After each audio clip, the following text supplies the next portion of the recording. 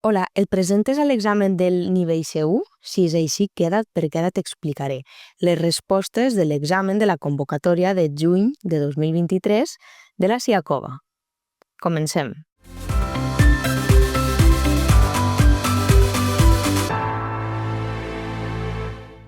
Bé, abans de començar a explicar-te totes les respostes, has de saber que per entendre tot allò que t'explique has d'haver estudiat la teoria que s'exigeix en el nivell C1. Si encara no l'has estudiada, jo t'oferís l'opció d'estudiar-la en el curs en línia que trobaràs en el web anaclasses.com o bé també pots fer classes particulars amb mi.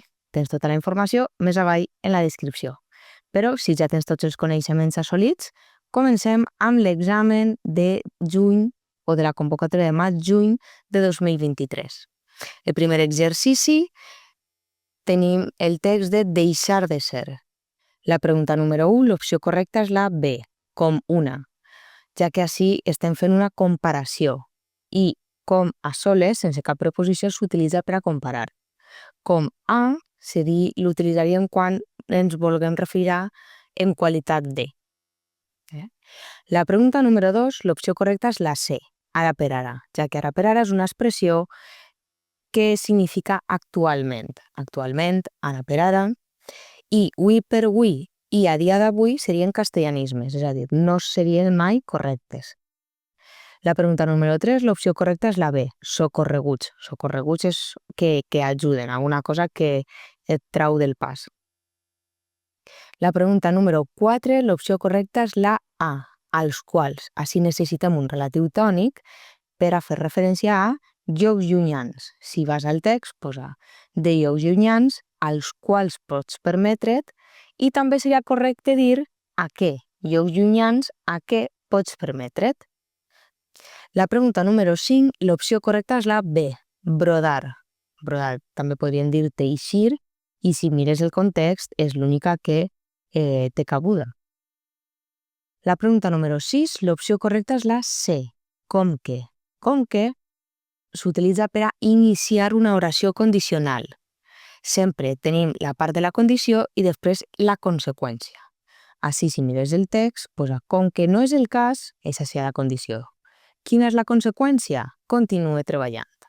Bé?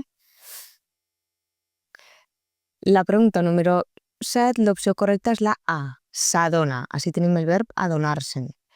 No necessitem un pronom feble perquè la informació de quina cosa s'adona ja està dins del text. Per tant, no hem de substituir-la amb un pronom feble, ja que fixa't que posa si sóc l'única que s'adona de què s'adona que la finalitat inicial d'aquestes bosses ha quedat. Ahí ja està tota la informació, per tant, per això no necessitem el pronom feble en. El que passa és que davant del que cau la preposició i això ens pot confondre una mica.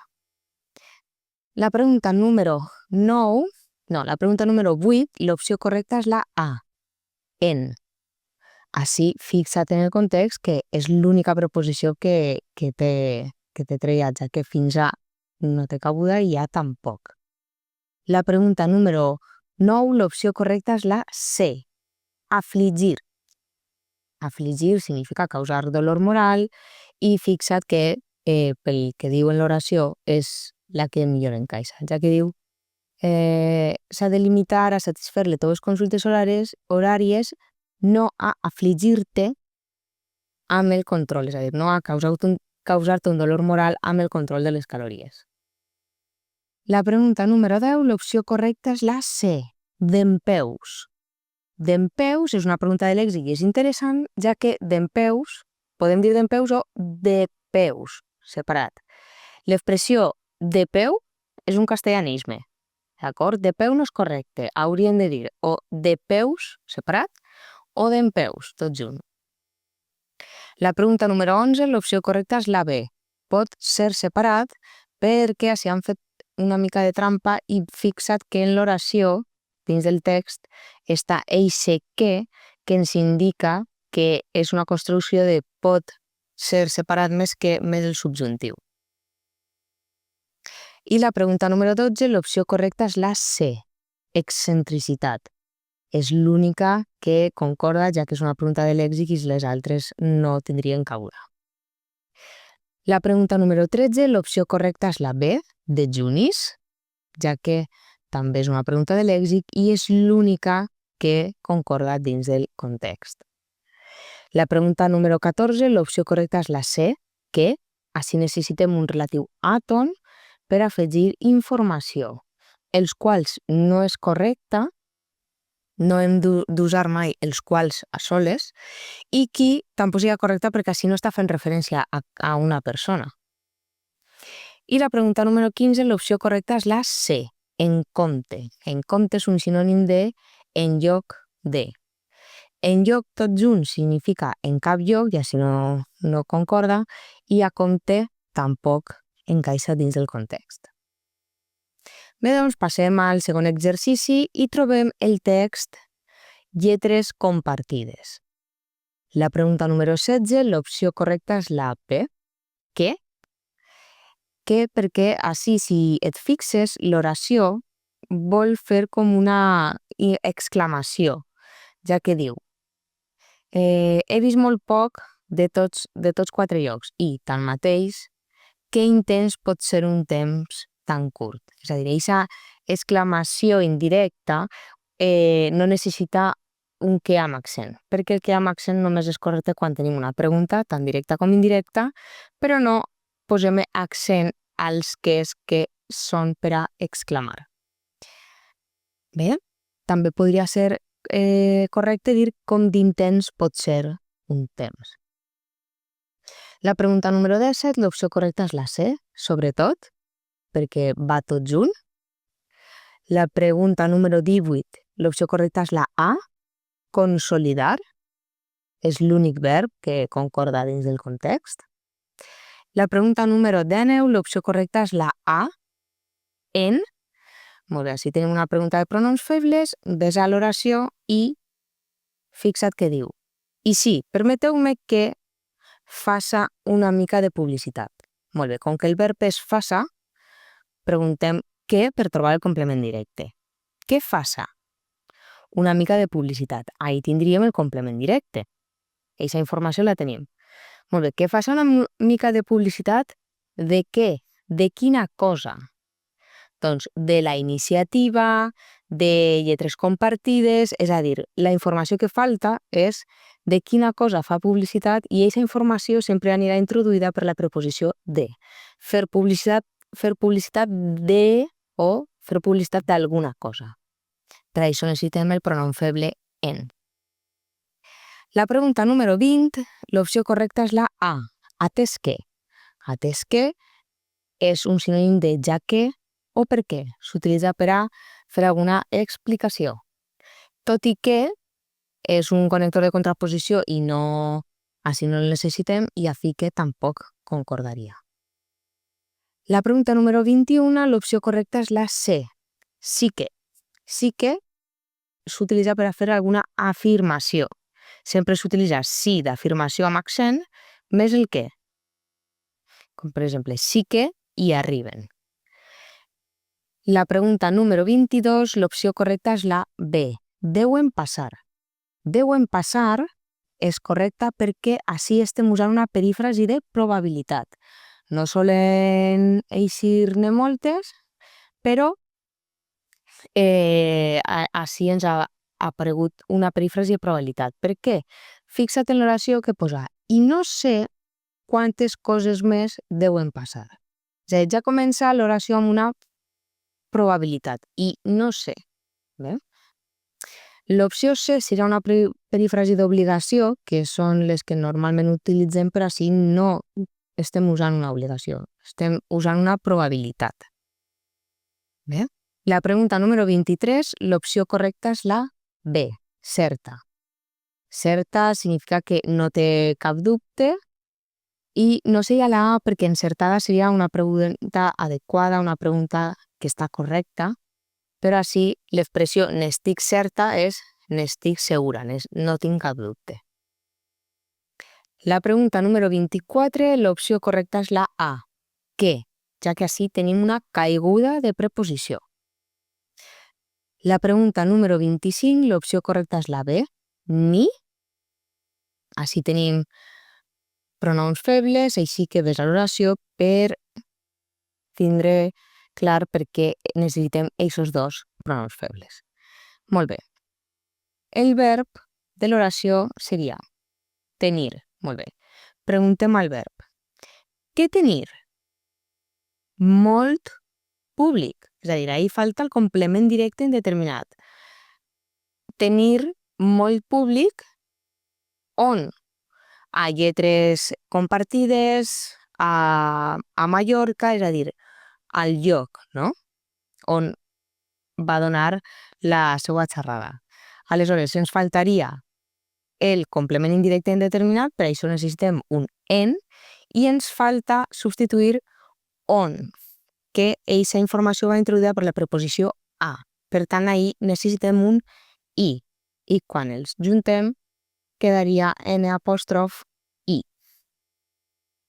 La pregunta número 26, l'opció correcta és la A, genuí, ja que significa autèntic i és l'única paraula que encaixa en el context. La pregunta número 27, l'opció correcta és la C, i-e. Molt. Una altra pregunta de pronoms febles, ves a l'oració i posa. He vingut carregada de llibres. Molt bé, he vingut carregada de llibres. Molt bé, el verb vindre sempre és vindre a algun lloc. He vingut carregada de llibres a casa o on siga. Però ahir el que ens faltaria seria una informació introduïda per la preposició a. Per això necessitem el pronom feble i. La pregunta número 28, l'opció correcta és la A, d'una altra manera, ja que és l'única correcta perquè l'opció B li faltaria una A, d'una, i la C tampoc seria correcta, d'una altra manera. I la pregunta número 29, l'opció correcta és la B, voltava, és a dir, pegar voltes per algun lloc. I la pregunta número 30, l'opció correcta és la C, per al final. Bé, per al final. La B no serà correcta perquè per al fi, el fi en masculí és l'objectiu. Ja si no concorda. I per la fi és el final d'alguna cosa. La fi de curs o la fi del llibre, però no estem parlant de la part final d'alguna cosa. Bé, està parlant del final. Molt bé. I ara ja passem a l'exercici de triar la resposta correcta en les preguntes. Ja deixem els textos i la pregunta número 31, l'opció correcta és la A, els, l'apòstrof. Molt bé, ja comencem amb pronoms febles. Si vas a l'oració, diu, Marta i Mònica encara no coneixen la notícia, de manera que algú haurà de comunicar. Molt bé, el verb és haurà de comunicar. Preguntem per trobar el complement directe, sempre és el primer pas. Què haurà de comunicar? La notícia. La notícia, complement directe determinat, femení singular. Per tant, necessitem el pronom feble la. Comunicar la notícia a qui? A elles, complement indirecte plural, pronom feble els. I queda els l'haurà.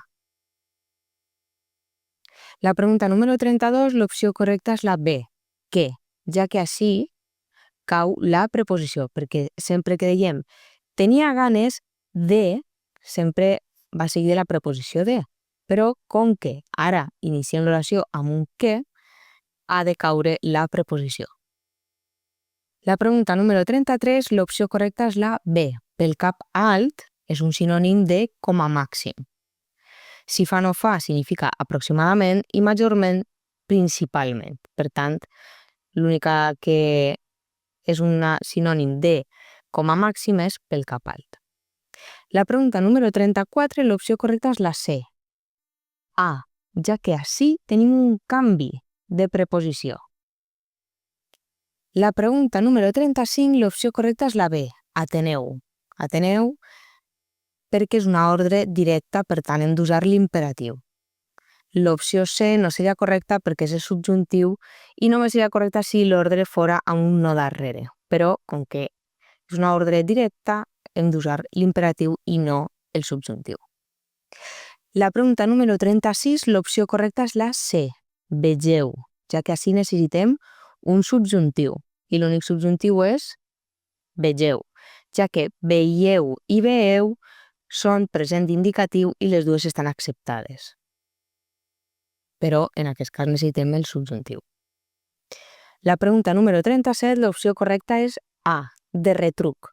De retruc és un sinònim de retop o també en conseqüència, no? Ja que al remat significa al final, i així no té cabuda, i de gaidor significa de costat. Tampoc tindria cap sentit. La pregunta número 38, l'opció correcta és la B, fer-ni. Fer-ni. Molt bé, així tenim pronoms febles, així que ho mirarem bé. L'opció diu, l'oració diu, Sergi fa plans al seu poble, però ells sempre posen excuses per a no fer, molt bé, per a no fer. Què fer? Preguntem per trobar el complement directe. Plans. Plans seria el complement directe indeterminat. Per a això necessitem el pronom feble en. Molt bé.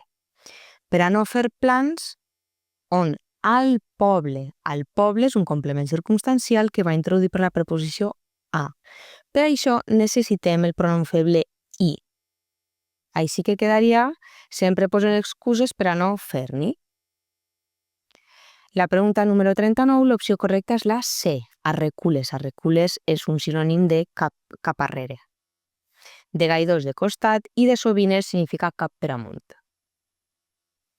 I la pregunta número 40, l'opció correcta és la B, de bat a bat. De bat a bat significa deixar la porta totalment oberta, bé? Ja que de pam a pam significa lentament i de fit a fit significa fixament. Bé, espero que t'hagin quedat clares totes les explicacions i que ja no tingues els dubtes que tenies abans de veure el vídeo. Moltes gràcies per quedar-te fins al final. Ens veiem pròximament. Adeu, adeu!